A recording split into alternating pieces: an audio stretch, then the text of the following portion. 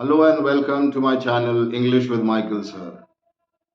Guys, as you all know that the council has changed the books for the coming sessions for class 9th and class 11th. They have introduced Shakespeare with the Julius Caesar, and in class 11th they have introduced Macbeth. These books were earlier also, I guess a couple of years back, let's say 10 to 15 years back, when we had these books, and these books are again repeated by the council. So we are starting with Julius Caesar in this videos of ours.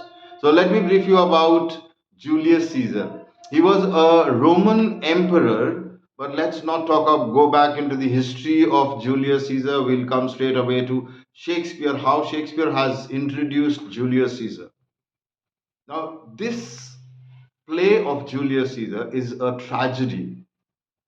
It's a tragedy written by Julius Caesar. Why we call it a tragedy? Because he was a very ambitious ruler and who was rising very, very rapidly.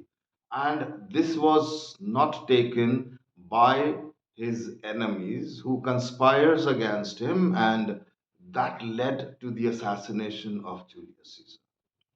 But that's all, a long way when we understand all these things.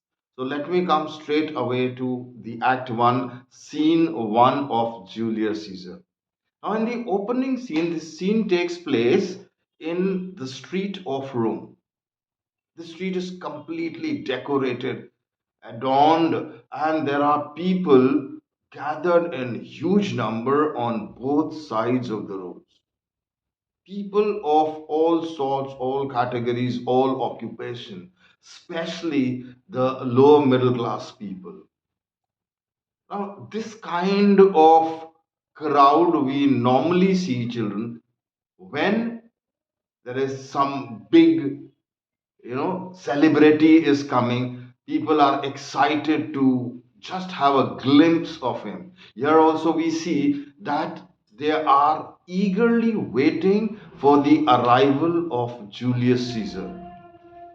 People have gathered in the streets, they've climbed up the walls, and everywhere their infants, their little babies in their arms. Huge crowd is waiting there just to have a glimpse of Julius Caesar.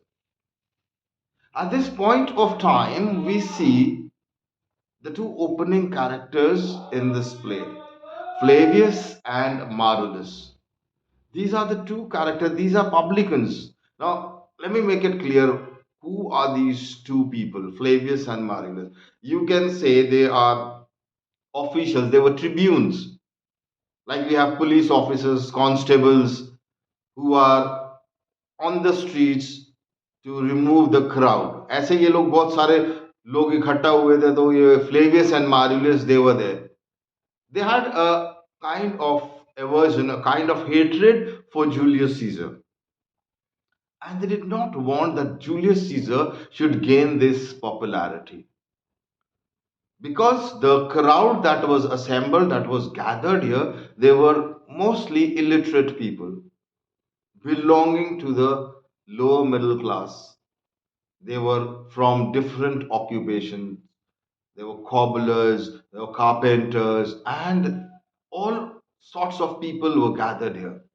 So Flavius and Marulius enters the scene and they ask the people why they've gathered here. Why have they gathered here? So on knowing this, that they've gathered to welcome Caesar. Caesar was coming back after defeating Pompey's son. Now, Pompey at one point of time was also a very popular person of Rome. He was a general. And now Julius Caesar is coming after killing Pompey's son. So this wasn't taken, digested by Flavius and Marius. They thought that Julius Caesar might get that popularity, and this popularity may infuse ambition in Julius Caesar.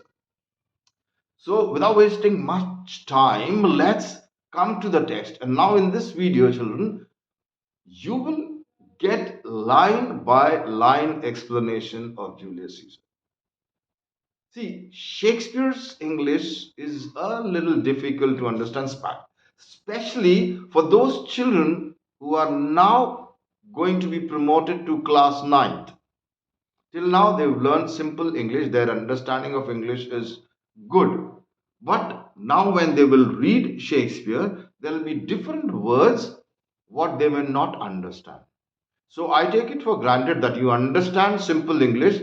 As far as Shakespearean English is concerned, I will solve that problem for you. So let's begin with it. Let's begin.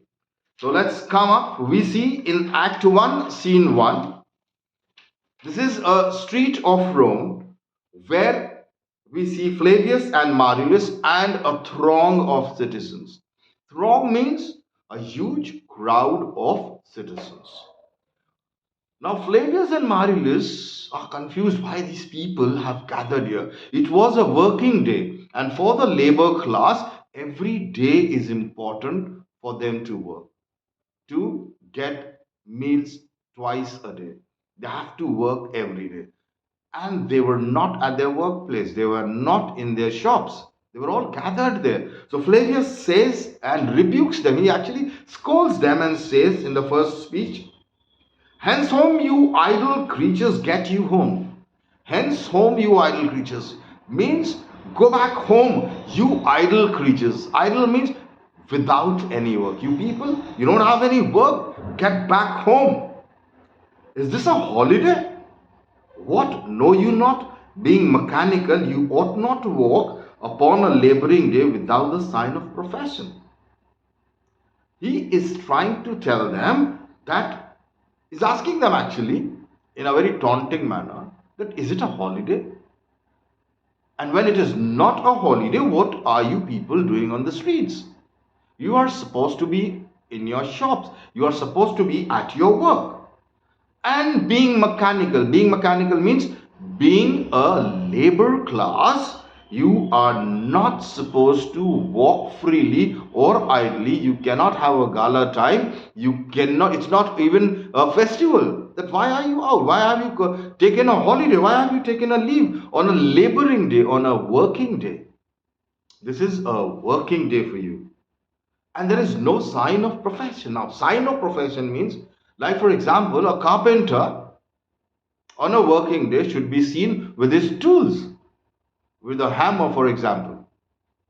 Similarly, a carpenter should also be seen with his leather apron, with his hammer, or with his other tools of working.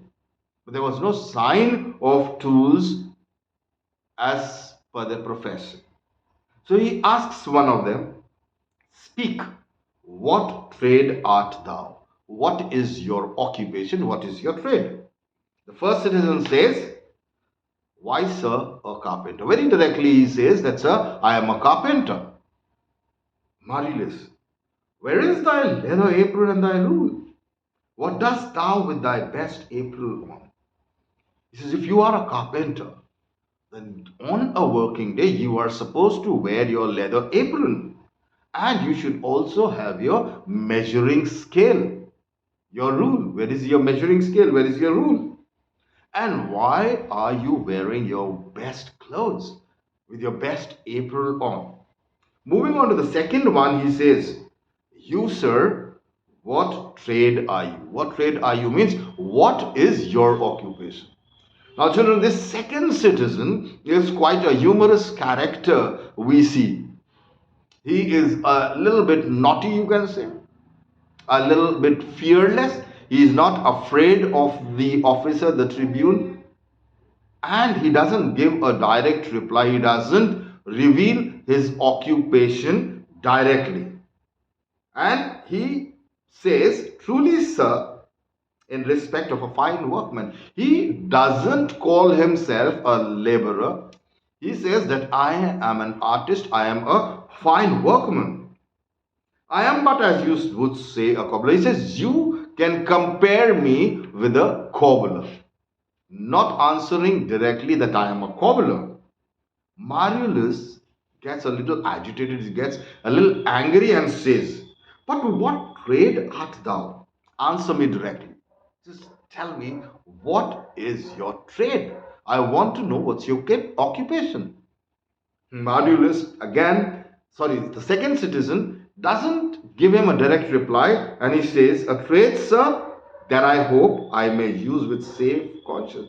He says, I am in such a trade, I'm in such an occupation where I work with my clear conscience, which is indeed, sir, a mender of bad souls. He says, I am, sir, a mender of bad souls. Mender means I can correct the souls that are bad. Now, there is a pun intended on the word soul. Now, the word pun, you must have come across it earlier. Pun is when there are two words with same sound but with different meanings. So there is a pun intended on the word soul. He says, I can mend the bad souls. Actually, this man is a cobbler who repairs the soles of the shoes.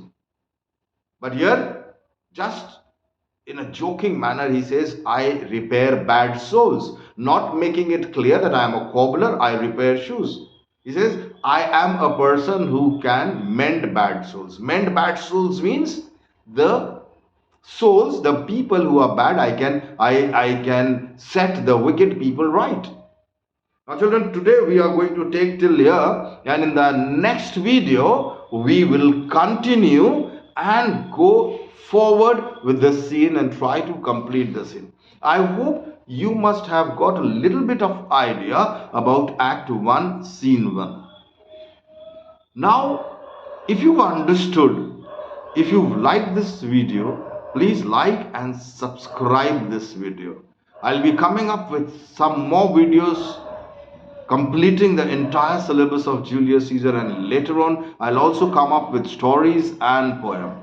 So if you've liked this video, I request you to like and subscribe my channel, English with Michael Sir. See you soon.